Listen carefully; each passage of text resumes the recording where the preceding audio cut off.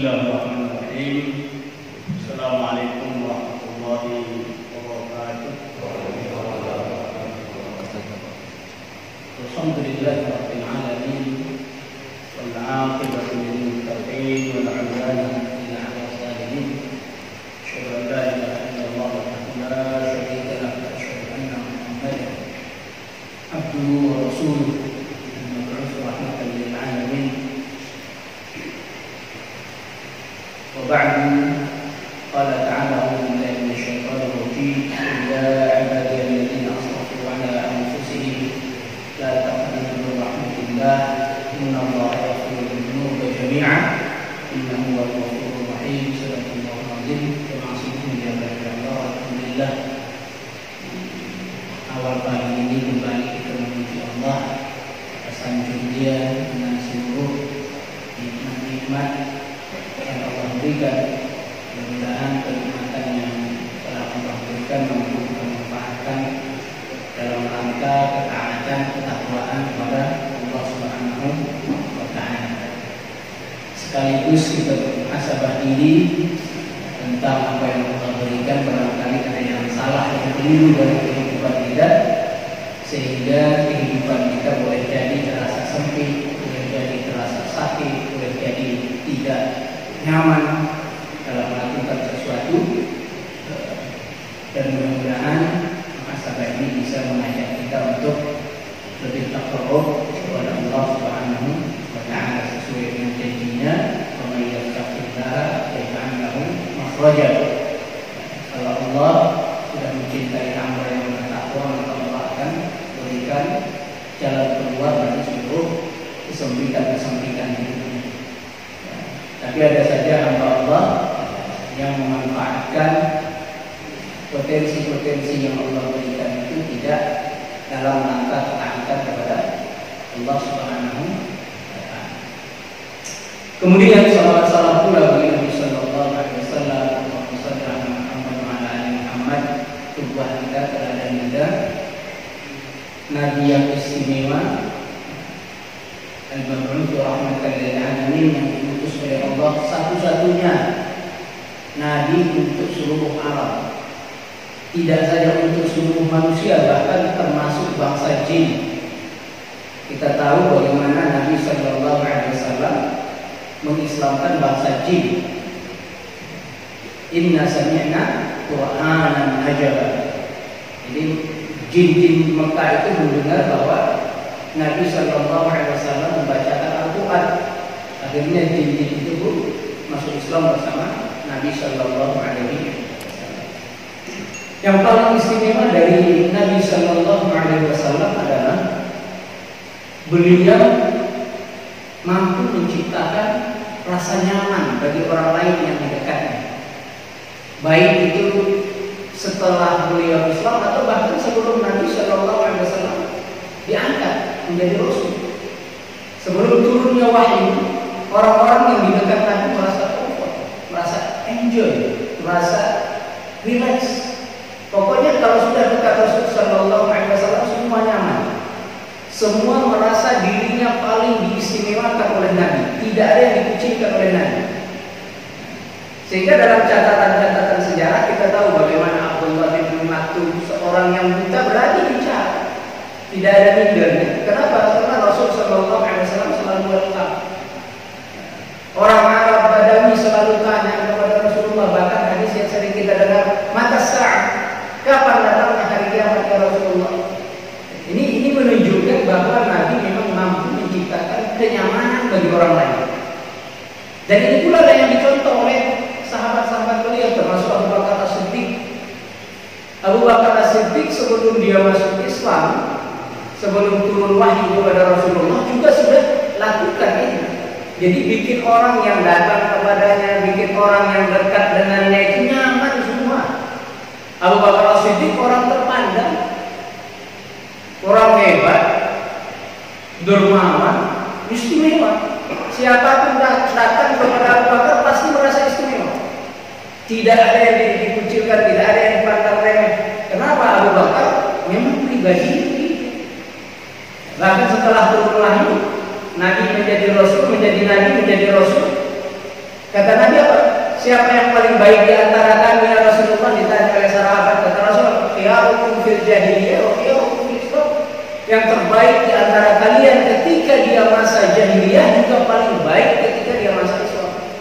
Sehingga Abu Bakar As-Siddiq satu di antara sahabat yang terbaik, khiyarum terbaik di antara sahabat-sahabat Rasulullah. Jadi kalau kita mundur jauh ke belakang, tidak heran kalau Rasulullah yang dia ajak menemani dia hijrah adalah Abu Bakar. Karena perjalanan ini perjalanan hijrah yang hebat, bukan perjalanan apa istilahnya yang biasa-biasa. Ini perjalanan hebat penuh dengan tantangan. Kita tahu bagaimana sejarah hijrahnya Nabi dan Abu Bakar radhiyallahu anhu. Ini luar biasa. Nabi sadar bahwa perjalanan akan berat, maka dia ajak orang yang bisa dalam perjalanannya juga sesama nyaman. Sampai Allah sebutkan di dalam Al-Quran, idhum asnani fil ghar, ketika mereka berdua di dalam gua. Bayangkan, beda-beda pribadi sahabat itu beda, satu dengan yang lain beda. Dan Rasulullah pintar cerdas mencari, menilai, memilih orang ini tempatnya di mana cocok. Jadi ada sesuatu yang lebih dari seseorang dan Nabi mampu, apa istilahnya? Idalahnya apa? Mampu memanage itu, mampu riadah mengarahkan potensi itu kemana. Inilah yang disebut dengan fatanah, kecerdasan Nabi Sallallahu Alaihi Wasallam. Sehingga Abu Bakar itu wajar bikin orang yang tadinya belas tidak tertarik dengan Islam, akhirnya tertarik dengan Islam.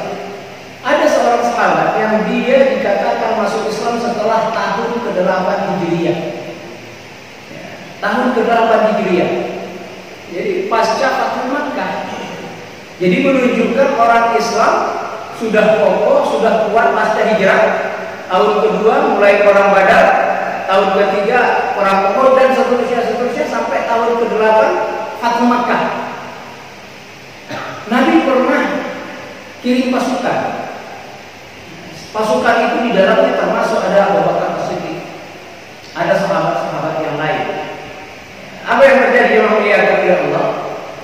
Ini pasukan harus menuju satu tempat yang orang-orang Muhajirin dan Ansor tidak tahu kemana arahnya, sehingga perlu seorang gaib yang diajak untuk penunjuk jalan. Dan hal-hal yang seperti ini lumrah sekali bahwa ada orang mau bepergian nggak tahu jalan, dicarilah dalil, carilah gaib untuk menemani. Sahabat-sahabat bilang ya kalau yang urusan begini ya ada orang yang lebih hebat kecuali orang Taif. Dicarilah sampai ke kampungnya orang Taif. Sampai di sana kata orang Taif yang urusan begini tidak ada yang lebih hebat kecuali seorang sahabat kami, Rafi bin Umair. Seorang yang bernama Rafi bin Umair, dia masih kafir, belum Islam, Rafi bin Umair. Singkat kisah, dibikinlah kesepakatan, bayarnya berapa, peraturannya bagaimana. Jadi nyewa orang non-muslim, nyewa orang kafir yang tidak melakukan perlawanan, tidak bermusuhan dengan orang Islam itu sangat dibolehkan apabila memang diperlukan. Bahkan ketika Rasulullah keluar dari Mekah menuju Taif, sampai di Taif Nabi ditolak, dilempari, disakitin. Nabi pengen masuk lagi ke Mekah. Nabi tidak bisa dong masuk sendirian, karena pintu Mekah dijaga oleh orang Quraisy. Apa yang dilakukan oleh Nabi? Dibayar oleh Rasulullah. Dibayar oleh Rasul, akhirnya dia masuk mengawal Rasulullah. Orang-orang Quraisy kaget, loh kok si Quran ngawal Muhammad. Mereka tanya, asalnya anta, kamu sabi ya ikut Muhammad ya? Kata orang tadi, tidak. Ini profesional, ini kerja. Aku dibayar oleh Muhammad untuk mengantarkannya kepada kabilatnya Bani Hashim. Itu hal-hal yang murah. Baik itu semasa Nabi di Mekah atau setelah Nabi hijrah ke Madinah. Pasca Fathu Makkah, Nabi juga ketika ingin menyerang Taif, perang Hunain, Nabi juga nyewa orang, bayar Luar biasa, Nabi sewa, ini alat berapa? Disewa semua untuk bisa memerangi orang sana. Akhirnya Nabi Sallallahu Alaihi Wasallam berhasil. Ini juga yang dilakukan oleh sahabat-sahabat Rasulullah, nyewa seorang yang bernama Rafi bin Umair. Singkat kisah, dalam perjalanan Rafi bin Umair merasa kok ini orang Islam nyaman semua ya. Ketika mereka bersama, ketika mereka sholat, ketika mereka makan, ketika mereka berbincang, ketika mereka musafir, kok kayaknya isi gue semua enak nih orang teman-teman. Dia merasa comfort, merasa enak, nyaman nih dalam barisan orang Islam ini enak. Yang paling menjadi sorotannya adalah pribadi Abu Bakar. Abu Bakar ini kok kayaknya enak ditemani, ngobrolnya enak, diamnya enak, duduknya enak, sampai dia bilang, boleh nggak aku request lah supaya aku ibarat kita sekarang satu kamar, aku pengen satu kamar sama dia, satu kemah sama dia. Akhirnya diterima, nggak apa-apa, silakan. Masya Allah, saking istimewanya Abu Bakar, dia kasih pelayanan ekstra kepada Rafi bin Umair. Bajunya dikasih, ini pakai bajuku, ini makananku, ini selimutku, pokoknya luar biasa. Kebayang nggak dalam satu perjalanan kayak begitu ada orang yang luar biasa hikmahnya kepada kita. Padahal sudah dibayar, dia sudah dibayar dengan uang, sudah dibayar dengan uang. Jangan katakan ini cuma ya sukarela, tidak. Rafi bin Umair ini adalah rampok nih. Bahkan dia dikenal sebelum Islam itu sebagai apa? Nusus as-sahra. Nusus artinya rampok, pencuri. Sahra, gunung pasir. Dia spesialisasinya adalah mencuri unta-unta orang. Bukan seekor, dua ekor unta yang dicuri, ratus, 200, bahkan mungkin ribuan bisa dia curi. Kalau sekarang nyuri mungkin naikin ke dalam truk, bawa jauh bisa.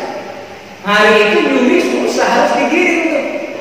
Harus bisa bedain yang mana ini unta kepala istilahnya, mana ini unta kalau ditarik yang lain ikut. Ada. Kayak kambing tuh bandotnya yang mana? Ditarik bandotnya, jadi ceweknya ngikut semuanya. Kalau ngikut ceweknya, yang lain ngikut semua. Udah rakyat. Ini kecerdasan yang hanya dimiliki oleh orang-orang tertentu. Rafi bin Umair kalau nyolong nggak tanggung-tanggung, nggak tanggung-tanggung. Dia nyolong sendirian, tidak pakai kelompok, nggak ada teman, pokoknya pencuri profesional. Namanya di seluruh Arab terkenal. Orang nggak tahu namanya Rafi bin Umair, yang orang tahu apa? Ya sudah itu nusus sahabat. Maling padang pasir. Yang dicuri adalah unta, sulit. Kita nyolong ayam aja sulit, nyolong unta ini banyaknya dia bisa tolong, dicuri, dirampok di jalanan. Sampai-sampai orang Arab ini pengen penasaran, kayak apa sih bicaranya dia nyuri? Tahu-tahu hilang di telan gurun pasir, tidak tahu perginya kemana. Apa yang dilakukan oleh Ibnu Umair, oleh Rafi bin Umair? Ternyata sebelum dia mencuri, sebelum dia merampok, dia bikin planning. Planningnya luar biasa. Semua diatur, dia akan arahkan. Nanti aku habis nyolong, arahnya ke sana. Jadi setiap jalan menuju ke sana, dalam beberapa jarak dia isi air. Air di dalam telur burung unta. Baitun Na'am, orang-orang bilang Baitun Na'am diletakkan, diisi penuh, masukkan, tutup. Masukkan, tutup. Dalam beberapa jarak bikin sampai jauh, sejauh-jauh yang dia mampu. Yang dalam perhitungan orang normal tidak akan ada orang berani masuk ke sana. Berani masuk ke gurun pasir sedalam-dalamnya, boleh bisa masuk tapi tidak bisa keluar. Oke lah, dia bawa bekal minum jauh sana, nyampe sana habis, tinggal pulangnya bingung, bisa mati. Nah, dia disusun taktiknya, planningnya disusun step by step, pokoknya dibikin rapi. Masya Allah. Hari itu ada orang-orang yang pengen ngetes, pengen nyari gimana caranya. Syukur-syukur bisa kita tangkap itu maling. Dipancinglah dengan unta. Mereka lihat dari kejauhan. Masya Allah.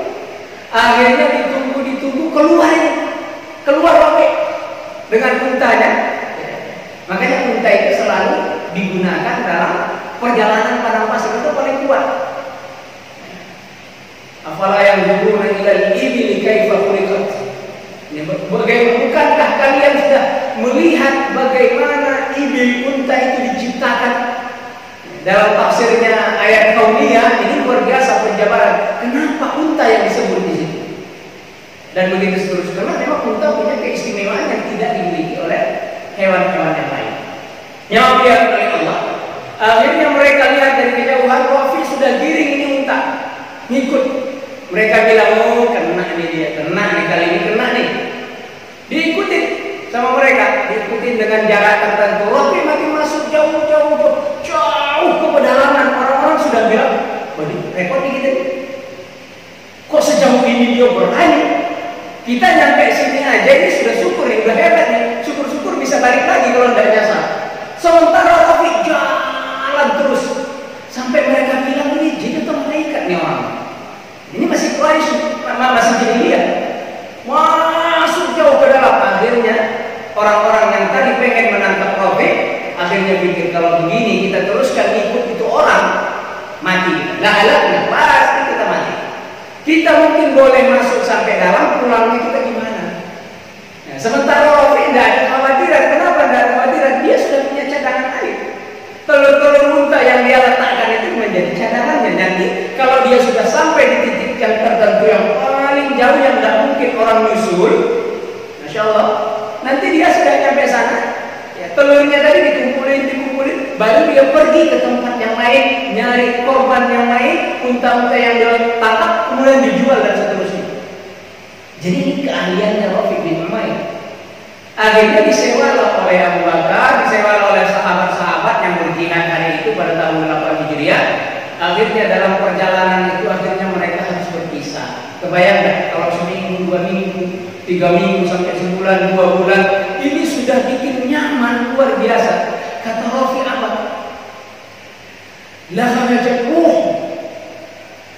ruhku keluar, ahwan alayya, lebih mudah bagiku kehilangan ruh daripada kehilangan Abu Bakar ini. Masya Allah. Sampai begitu rasanya bagi Rafi kalau Abu Bakar ini melebihi ruh. Lebih baik rasanya aku mati daripada aku harus kehilangan orang kayak Abu Bakar, kehilangan kayak orang Islam. Sampai pada malam perpisahan dia bilang Abu Bakar, dia curhatkan kepada Abu Bakar. Dia rasakan apa, dia ceritakan apa, semua dia sebutkan kepada Abu Bakar. Gimana caranya supaya aku tidak merasa kehilangan kalian?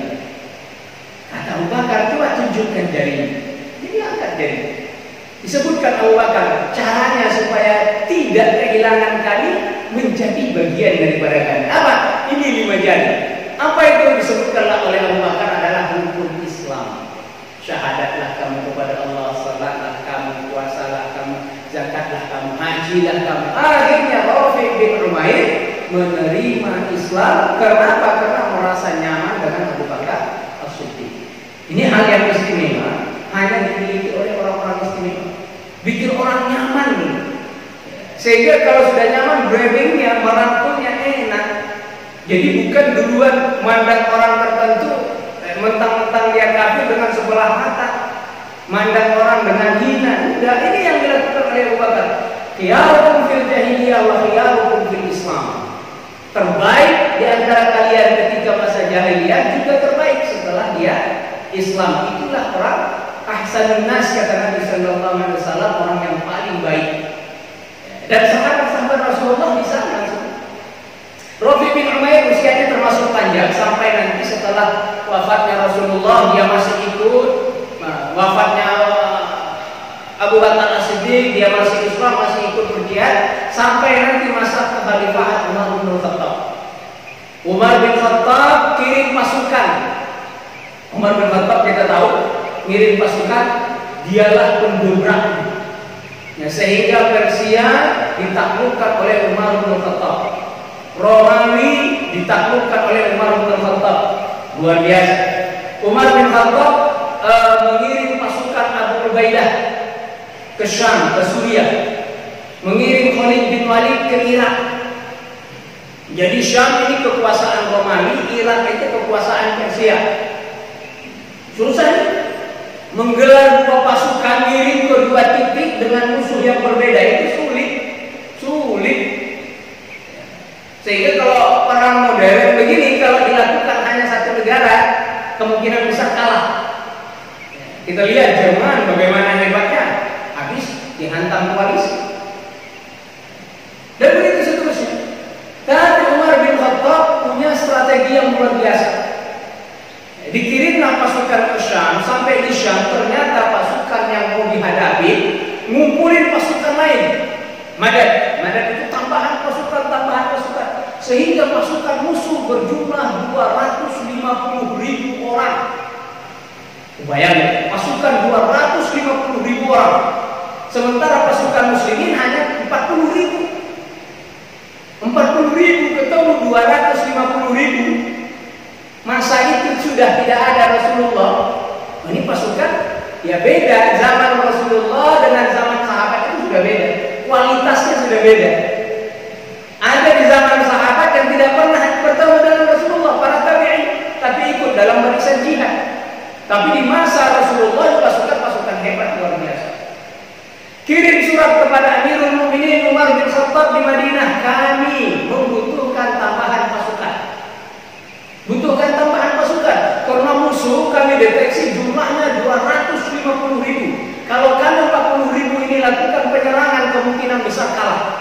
Takut lagi, strategi lagi, landing lagi. Jadi tidak mungkin masuk Allah akan menolong kita maju serang, nggak begitu sahabat. Tetap mereka itu punya planning hebat. Yang mulia oleh Allah, Umar bin Khattab sadar kalau dikirim dari Madinah pasukan ini nyampe ke sana terlambat. Satu-satunya cara yang paling tepat adalah mengalihkan pasukan yang ada di Irak menuju Syam, menuju Suriah. Tapi caranya bagaimana? Karena untuk ketemu dengan pasukan yang ada di Syam, orang muslimin yang ada di Irak ini harus melewati barisan musuh.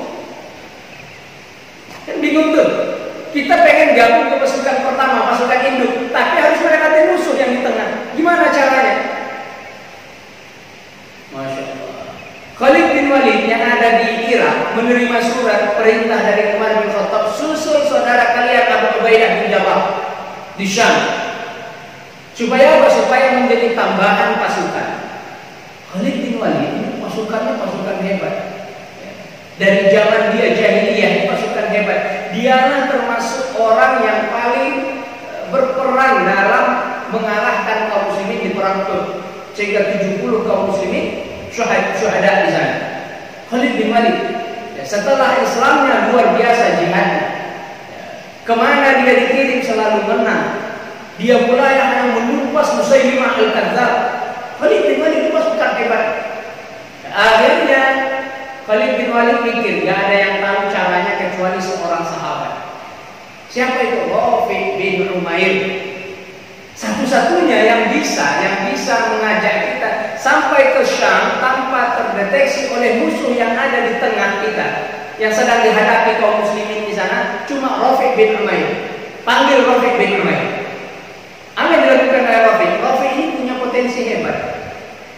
Akhirnya potensi hebatnya bisa menjelajah padang pasir tadi.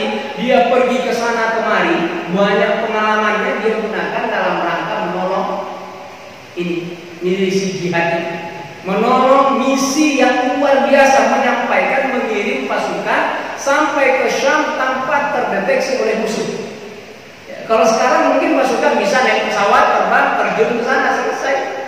Zaman itu tidak bisa. Apa yang dilakukan oleh Rafi' bin Umair? Dia dipanggil oleh Khalid bin Walid. Dia katakan, ya Amir, pimpinan kami, saya sanggup bawa pasukan, tapi dengan syarat kamu kasih taujihat dulu kepada seluruh pasukan. Taujihatnya apa? Disampaikan oleh Khalid bin Walid dan Sulaiman. Kata Khalid bin Walid, innal ma'unata biqadri niyyah. Ma'unah, pertolongan Allah itu sesuai dengan qadr niyyah, sesuai dengan kadar niatnya dari hati kita masing-masing. Kalau niat kita lillah, niat kita benar, insya Allah ma'unah pasti akan datang. Jadi disampaikan tadi oleh Khalid bin Walid dan Sulaiman bahwa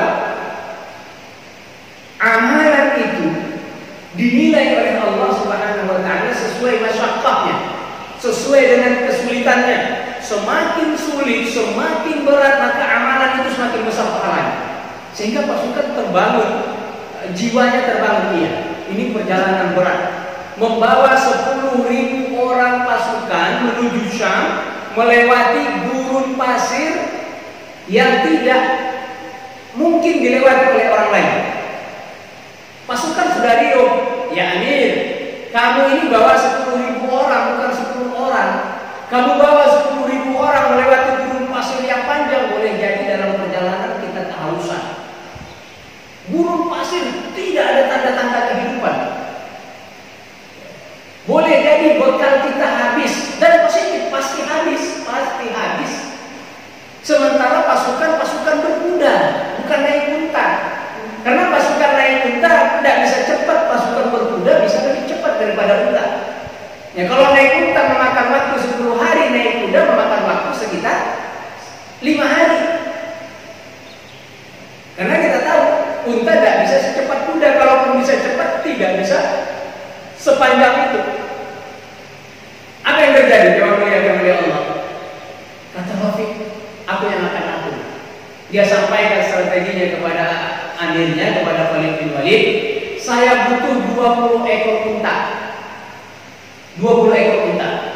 Unta-unta yang 20 ini akan kita kurung selama berapa hari sampai dia benar-benar haus-hausnya. Jadi unta tadi dibikin haus dulu.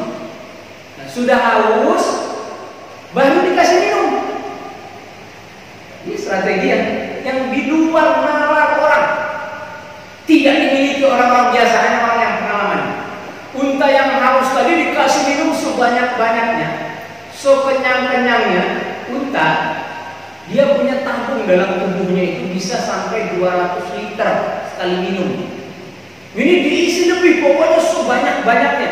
Kemudian unta-unta yang sudah dipilih 20 ekor dikasih minum tadi, dikasih lagi beban minuman, air semua.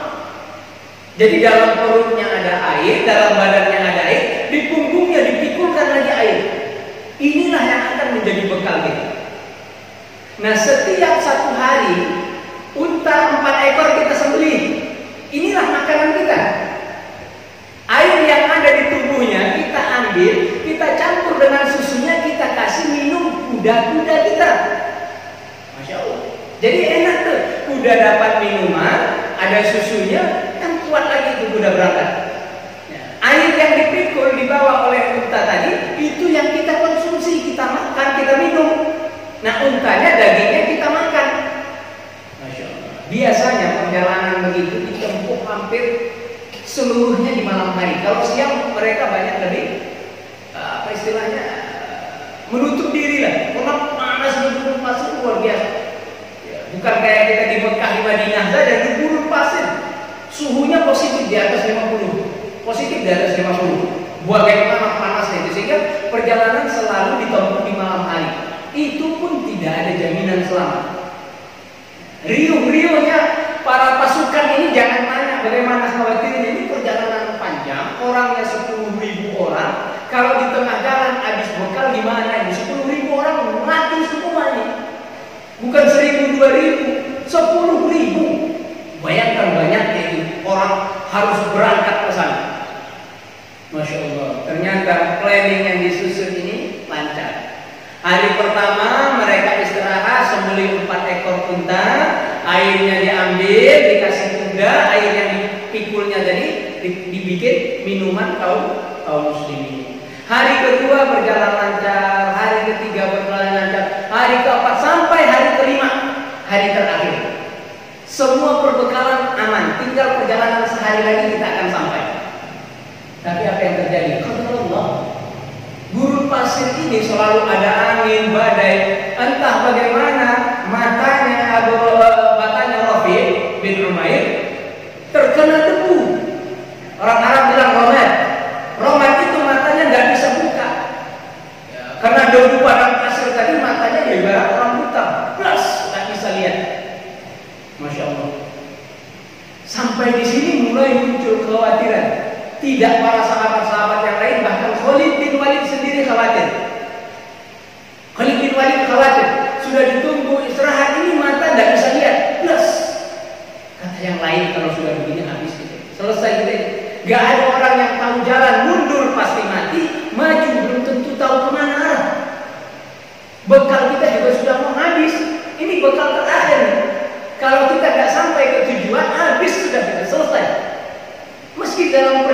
sehari lagi, tapi ini kritis nih. Ini perjalanan menentukan.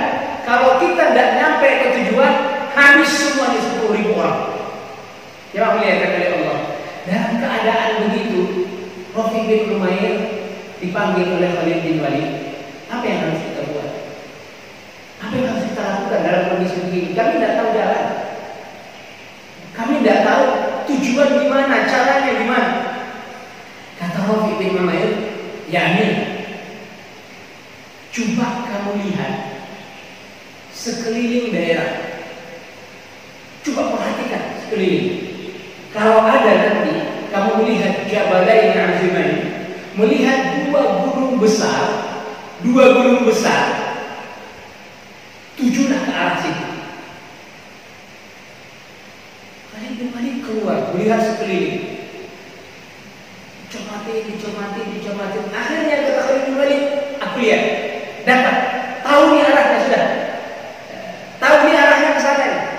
Setelah itu apa yang kami tuju, apa yang kami lakukan? Kata Rafiq bin Umair, di tengah-tengah antara dua gunung situ ada pohon yang disebut dengan nama Aushaj. Aushaj ini adalah pohon berduri. Kirimlah pasukan ke sana, beberapa orang. Cari, kebayang di gurun pasir ada gunung. Nah di gunung situ suruh nyari pohon. Kayak apa itu nyari pohon? Masya Allah, berat. Dikirim pasukan sampai di sana, dicari, pulang lagi pasukan. Ya Amir, kami tidak ketemu. Wailakum, dia marah. Celaka kalian kalau begini.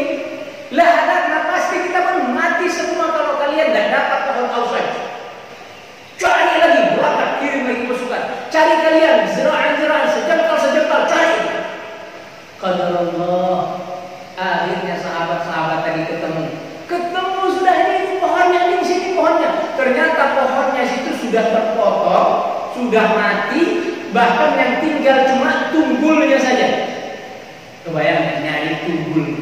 Dibayangkan oleh sahabat-sahabat yang berangkat tadi, pohon besar ada durinya, enggak. Ternyata sudah habis pohon, sudah berapa tahun enggak tahu usianya. Kata Rafiq, gali kalianlah di akarnya. Gali kalianlah di situ. Di dalamnya nanti kalian akan ketemu sumur. Masya Allah. Digali. Qadar Allah, betul ketemulah sumber mata air di situ. Berbekallah sahabat, kumpul lagi. Akhirnya mereka mampu melanjutkan perjalanan sesuai dengan arah yang ditunjukkan oleh Rafiq bin Umair. Lihat ini kecerdasan orang. Kata Rafiq bin Umair, aku dulu melintasi daerah sini, usiaku masih 10 tahun, dibawa oleh ayahku. Tuh. Dulu usianya 10 tahun, ketika kejadian itu usianya sudah 60 tahun. Bayangkan bagaimana kecerdasannya mengingat, bagaimana kehebatannya, menunjuk jalan, luar biasa. Akhirnya pasukan kaum muslimin yang dipimpin oleh Khalid bin Walid bisa muncul di belakang pasukan Abu Ubaidah bin Jarrah. Abu Ubaidah bin Jarrah kaget juga loh, kok tiba-tiba itu pasukan datangnya dari mana?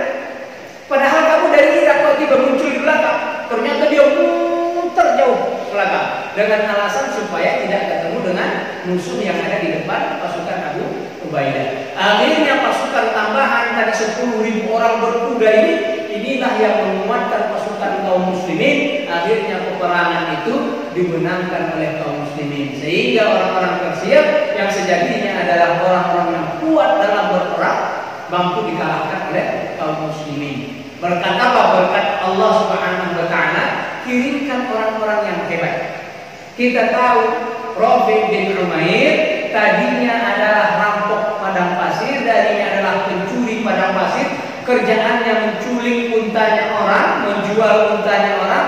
Tapi dengan hidayah Allah Subhanahu wa taala dipertemukan oleh Allah lewat rasa nyaman bersama Abu Bakar As-Siddiq. Akhirnya dia masuk Islam dan dia gunakan potensi yang hebat itu di Nasruddin untuk menolong agama Allah Subhanahu wa taala. Jemaah muliakan oleh Allah, ada banyak barangkali potensi yang kita miliki, manfaatkan itu dalam rangka menolong agama Allah Subhanahu wa taala. Di zaman modern kayak begini, jempol tangan aja itu bisa menjadi penolong.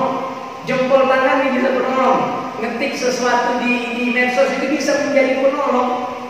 Potensi-potensi sekecil ini kalau dimanfaatkan itu luar biasa. Nauzubillah, kita berlindung kepada Allah dari seluruh potensi-potensi hebat, tapi kita tidak mampu gunakan untuk menolong agama Allah Subhanahu wa Ta'ala. Paling penting yang harus kita tanamkan adalah membuat orang nyaman bersama kita. Jadi tidak cenderung bikin orang malah jauh, akhirnya orang tidak mendapat hidayah Allah bukan karena hidayah itu tidak ada, tapi yang pembawa messengernya, pembawa hidayahnya itu tidak membuat orang comfort, tidak bikin orang nyaman, tidak bikin orang enjoy. Bikinlah orang se-enjoy mungkin, tariklah orang sebaik mungkin sehingga orang merasa, oh ini benar nih, ini menarik nih. Bayangkan untuk satu maksiat saja orang bisa ngekor karena nyaman. Tuh, untuk satu maksiat, untuk satu pemabuk, untuk satu perampok, untuk satu pencuri dan lain-lain kejahatan lain, orang bisa nyaman akhirnya ngikut. Kenapa? Untuk satu hal yang positif, untuk Islam, untuk agama, untuk ketakwaan, untuk kesolehan, kita tidak bisa menarik, membuat orang lain nyaman bersama kita.